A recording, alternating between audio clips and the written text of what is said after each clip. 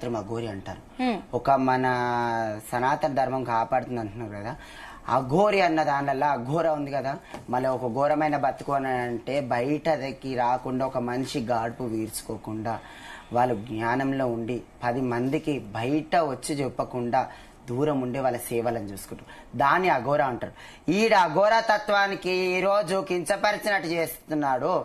ఇంత మాట్లాడినాక కూడా నేను చెప్తున్నాను, ఈరోజు మా కమ్యూనిటీలలో చెప్పలేరా చేయలేరా అంటే, మా కమ్యూనిటీలలో కూడా ఒక ఏమంటే న్యూస్ రిపోర్టర్ ఒక ఆమె ఇట్లా నాకు కాల్ చేసి, నువ్వు ఇంటర్వ్యూలు ఇచ్చావనుకో మంచిగా ఉండదు, మన సనాతన ధర్మం కాపాడడానికి ఆయన కొట్లాడుతుండు, నువ్వు ఆయనకు ఆపోజిట్ ఎట్లా నడుస్తున్నావు నన్ను పాయింట్ ఆఫ్ చేసి మాట్లాడవు. ఈ రోజు వచ్చి సనాతన ధర్మం ఏ విషయంలో కాపాడిండు, మన ధర్మం ఎట్లా కాపాడిండు, ఒక ఆడపిల్లకి ఇలా మనం న్యాయం చేసానికి ఒక ఆడపిల్లకి అన్యాయం చేశాడు వాళ్ళు, దాని గురించి ఇవాళ పాయింట్ ఆఫ్ చేసి మాట్లాడుతున్నాను. నేను ఇన్ని రోజులు పాయింట్ ఆఫ్ చేయలేదు, ఈ రోజు నుంచి రండి మాట్లాడతాను. ఏంటి మాధురి గారు మీరు ఎందుకు బాధపడుతున్నారు అసలు? వీరి గురించి నేను గతంలో ఎంత పోరాడానో నాకు తెలుసమ్మా. మీరు ఫేకు ఫేకు ఫేకు అంటే నన్ను నా మాటలు ఎవ్వరూ నమ్మలేదు.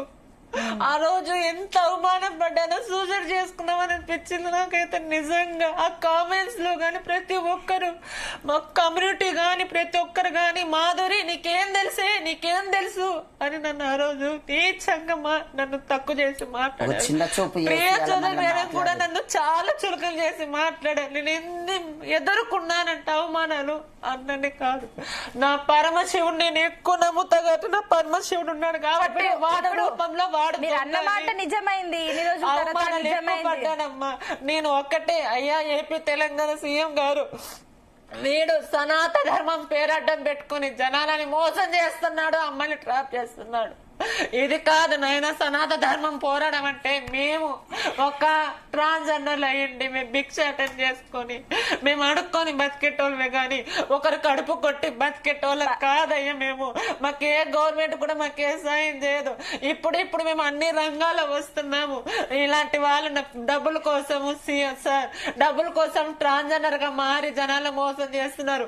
100 మంది అసలైన ట్రాన్స్జెండర్ వారు ఉంటే మిగతా 1,00,000 మంది డూప్లికేట్ వాళ్ళు ఉన్నారు. మేము ఎలా బతకాలి? ఇలాంటి శ్రీనివాసుని నిజంగా వీనికి జైలు పంపించి ఊరి శిక్ష వేయాలి సార్. ఇంకో ఆడపిల్ల బలి అవ్వకూడదు, ఇంకో ట్రాన్స్జెండర్ బాధపడకూడదు అయ్యా. నేను ఇదే కోరుకుంటున్నాను. ఎగ్జాక్ట్లీ. ఈ రోజు నిజంగానే ట్రాన్స్జెండర్ల పరువు తీస్తున్నారు. వారు ఈ రకంగా ఎంత ఆవేదన గురవుతున్నారంటే కూడా అఘోరి వీళ్ళని ఎంత రకంగా మానసికంగా కూడా ఒక రకంగా వీళ్ళని బాధ పెట్టాడు.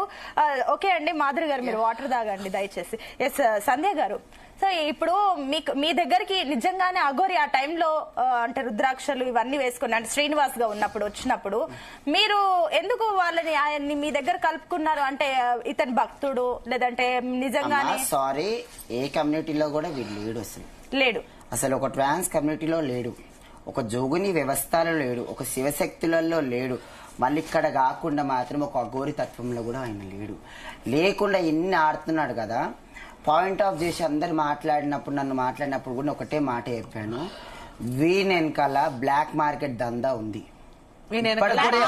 గంజాయి మాఫియా ఉంది, డ్రగ్స్ మాఫియా ఉంది, బ్లాక్ దందా వీనికి కరెక్ట్ ఆధారాలు లేవు కానీ ఆధారాలు దొరికితే కంపల్సరీ వీడు అంత. కానీ మన గవర్నమెంట్ కి ఆ తెలివి లేదు. వాడిని పట్టుకొని మళ్ళీ ఇన్ని లక్షలు కోట్లు వాడు సంపాదించుకుంటున్నాడు. అవన్నీ అమ్మాయి ఇవాళ రేపు ఇంట్లో ఒక 5గురు ఉంటే 5గురు పని చేస్తే కూడా ఇల్లు వెళ్తలేదు.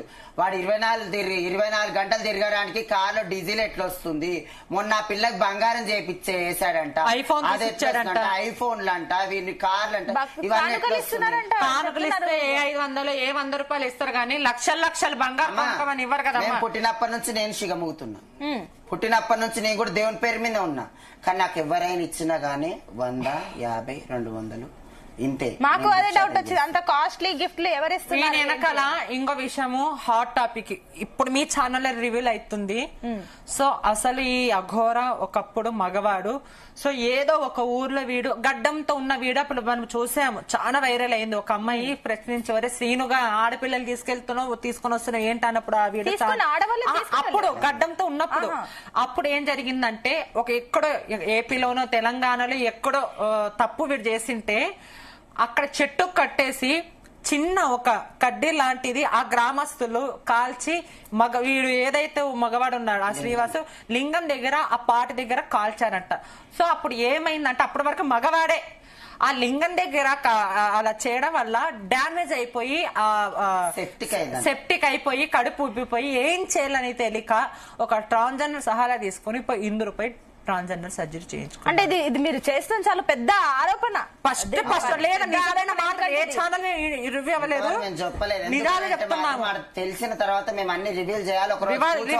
ఇంత పెద్ద ఆరోపణ చేస్తున్నారు కదా, అంటే ఇప్పుడు మీరు అన్నట్లు ఒకవేళ అమ్మాయిలు తీసుకొని ఎక్స్పోర్ట్ అవన్నీ చేసినా కూడా వాళ్ళ ఫ్యామిలీస్ ఏదైనా కేసు వేసి ఉండొచ్చు. ఈ పార్టీకి శ్రీనివాస్ ఫోటో పోలీస్ స్టేషన్ లో కానీ ఎక్కడైనా ఉండేది కదా. ఒకవేళ అగోరిగా ఉన్నా వీడు వేషం వేసుకున్నాడని పోలీసులు ఎవరు సర్జరీ చేసుకోకముందు మాట, అదే సర్జరీ అప్పుడు హవ్వ నడవలేదు యాక్చువల్గా. అంటే అప్పుడు ఆరోపణలు ఉన్నాయి, అప్పుడు ఏదేదో అయిపోయింది, చాలా చాలా కొట్టారు. అంటే చెట్టు కొట్టేసి ఏకంగా అట్లా చేస్తారని మీరు చెప్తున్నారు కదా, అంటే అంతకు ముందు ఏం జరిగింది అసలు?